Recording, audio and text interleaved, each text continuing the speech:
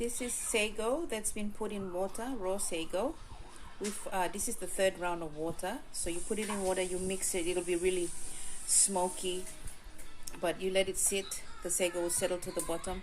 You pour the water out at the top. You do it 3 times and then you let it dry. You can put it out in the sun on a rack, a dish, flat tray, or you can just sit it in the house. It dries pretty fast. We're making sago mixed with ripe bananas, wrapped in banana leaves, and then cooked in coconut cream. In this case, I don't have banana leaves, so we're using heliconia leaves.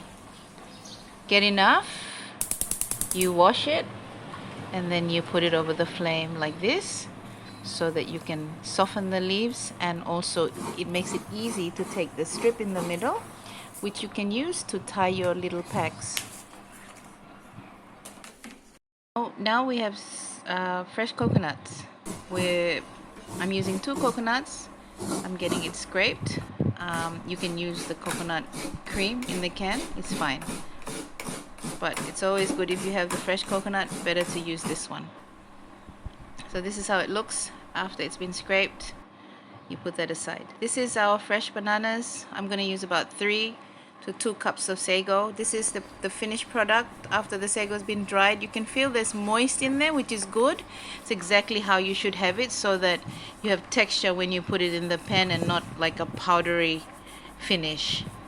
Stop. Now we're preparing the wok. Now I've got a big wok. Heat up your wok. I'm about to put in 2 cups of sago, dried sago, but the sago must have moist in it. You will feel it when you touch. It should have moist because you need texture. You don't want a powdery finish. My grandmother would normally, she would put a little bit of sago at a time into the pan, the wok.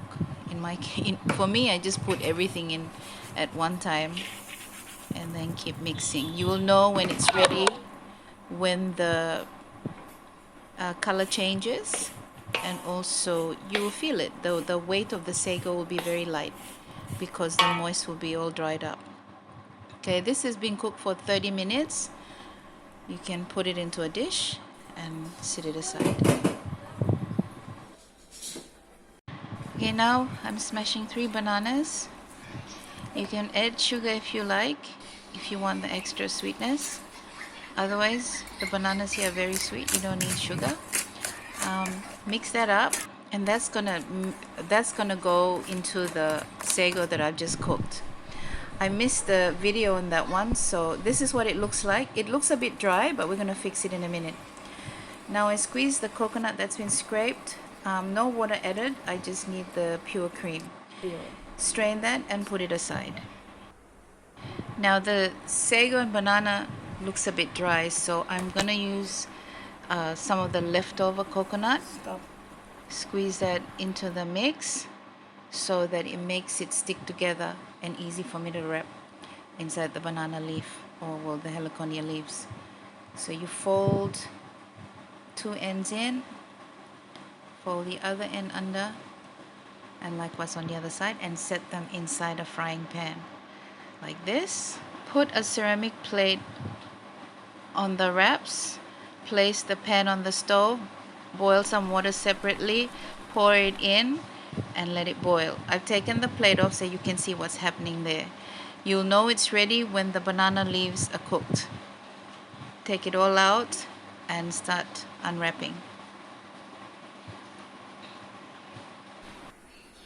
This is what it should look like. It should be a very soft gel. Smells good. You can see the yellow banana in there. Place it all on a plate, and then you should start preparing your pure coconut cream. Heat up a pan, pour the coconut cream in.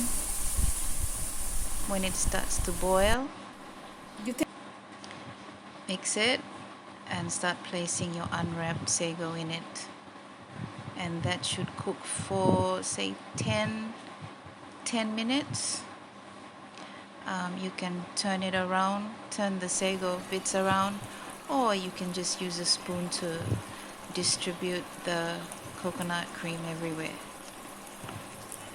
Once that's done, after 10 minutes, you put the flame off and let it sit for 5 minutes before you start serving it onto your tray. You can eat it like a dessert, or as Papua New Guineans we still have it with fish. So there you have it. That's ripe bananas in sago wrapped in banana leaves and then cooked in coconut cream.